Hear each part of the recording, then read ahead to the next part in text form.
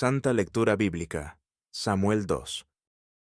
El segundo libro de Samuel es el 10º libro de la Biblia y continúa la historia iniciada en Primera de Samuel.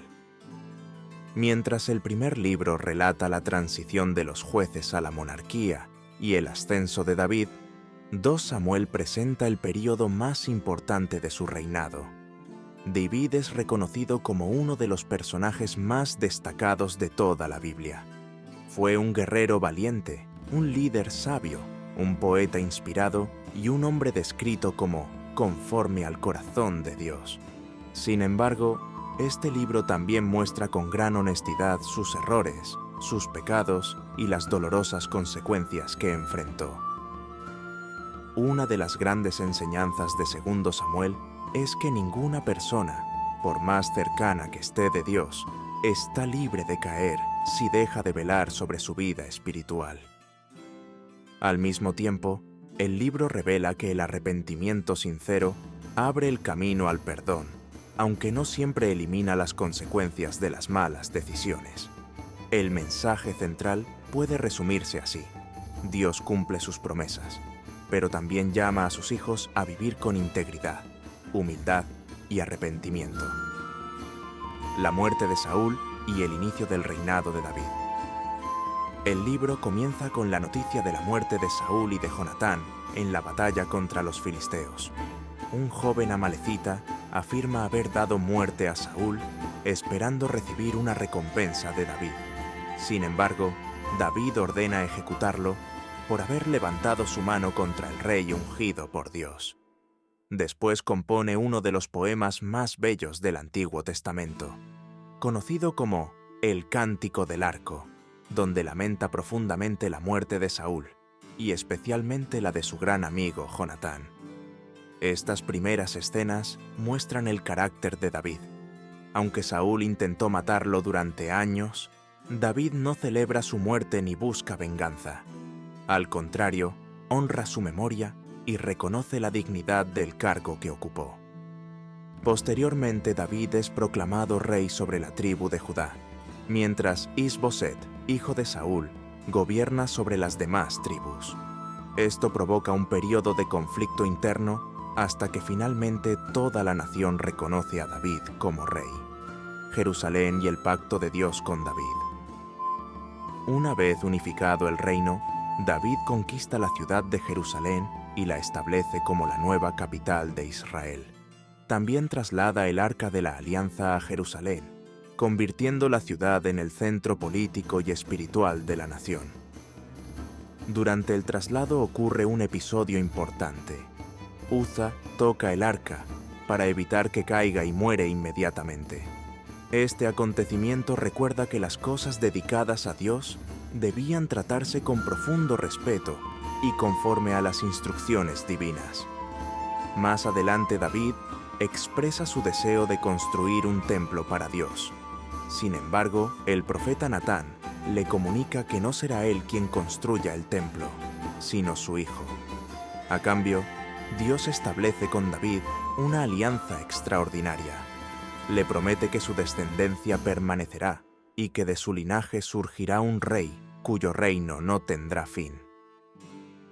Esta promesa, conocida como el Pacto Davídico, adquiere una enorme importancia porque los cristianos ven en Jesucristo el cumplimiento definitivo de esa promesa.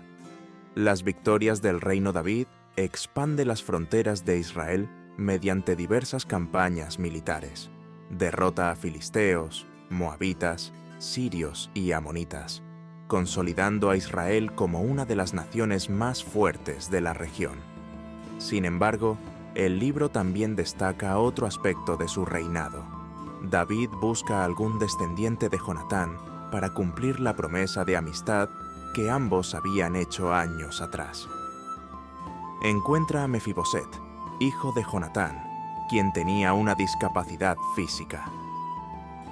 En lugar de tratarlo como enemigo por pertenecer a la familia de Saúl, David le devuelve todas las tierras de su abuelo y lo invita a comer siempre en la mesa real. Este gesto refleja la misericordia, la fidelidad y la gratitud que caracterizaban a David en los mejores momentos de su vida. David y Betsabé. Estos capítulos constituyen el punto de inflexión de todo el libro. Mientras su ejército combate, David permanece en Jerusalén. Desde el palacio observa a Betsabé, esposa de Urías, uno de sus soldados más fieles. David la manda llamar y comete adulterio con ella. Cuando descubre que Betsabé está embarazada, intenta ocultar el pecado. Al no conseguirlo, ordena colocar a Urías en la parte más peligrosa de la batalla para asegurar su muerte. Después toma a Betsabé como esposa. Dios envía al profeta Natán para confrontar al rey mediante una parábola sobre un hombre rico que roba la única oveja de un hombre pobre. David comprende que la historia habla de él. Entonces pronuncia una de las confesiones más sinceras de toda la Biblia. He pecado contra el Señor. 2 Samuel 12:13. Dios perdona a David, pero le anuncia que las consecuencias de su pecado alcanzarán a su propia familia. Estos capítulos enseñan que nadie está por encima de la ley de Dios y que el poder nunca justifica la injusticia. La rebelión de Absalón. Las consecuencias del pecado comienzan a manifestarse. Amnón, hijo de David, abusa de su hermana Tamar. Absalón, hermano de Tamar, espera 2 años y finalmente asesina a Amnón. Después huye, pero con el tiempo regresa a Jerusalén. Sin embargo, el resentimiento crece hasta organizar una rebelión contra su propio padre.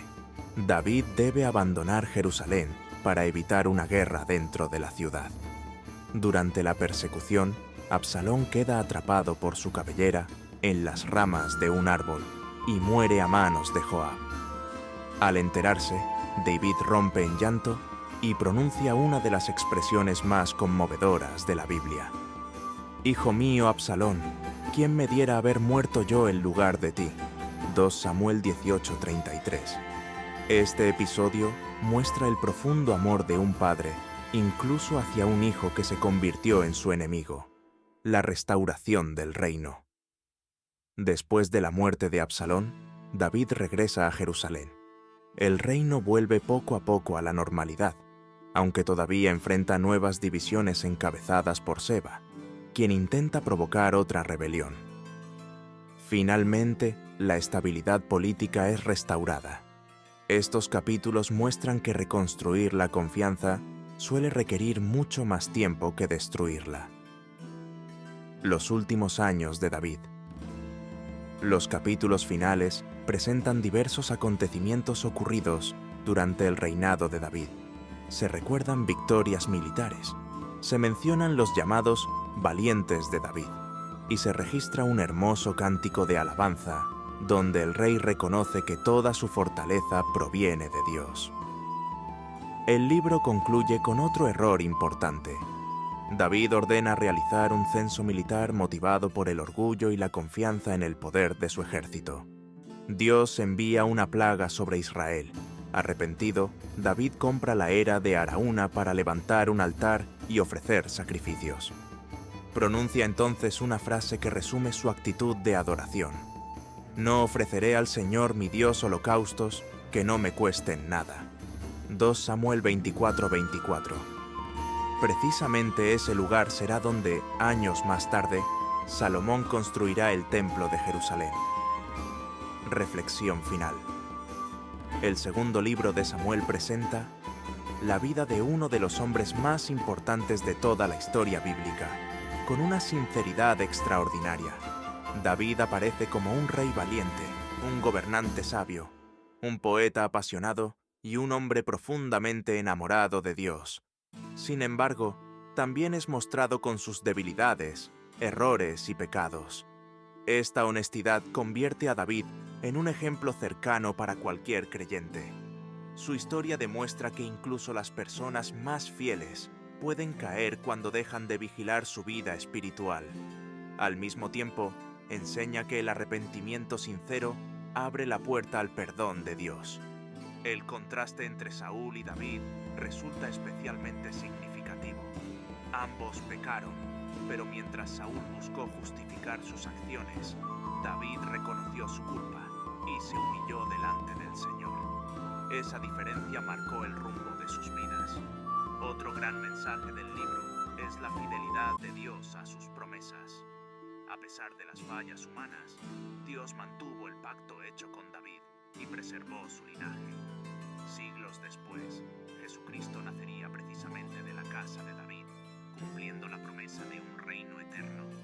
En definitiva, 2 Samuel nos recuerda que el verdadero liderazgo no consiste en ser perfecto, sino en mantener un corazón dispuesto a reconocer sus errores, a arrepentirse y volver continuamente a Dios. También enseña que las decisiones personales tienen consecuencias que pueden afectar a toda una familia y que la obediencia sigue siendo el camino más seguro para vivir conforme a la voluntad del Señor. Santa Lectura Bíblica, Samuel 2.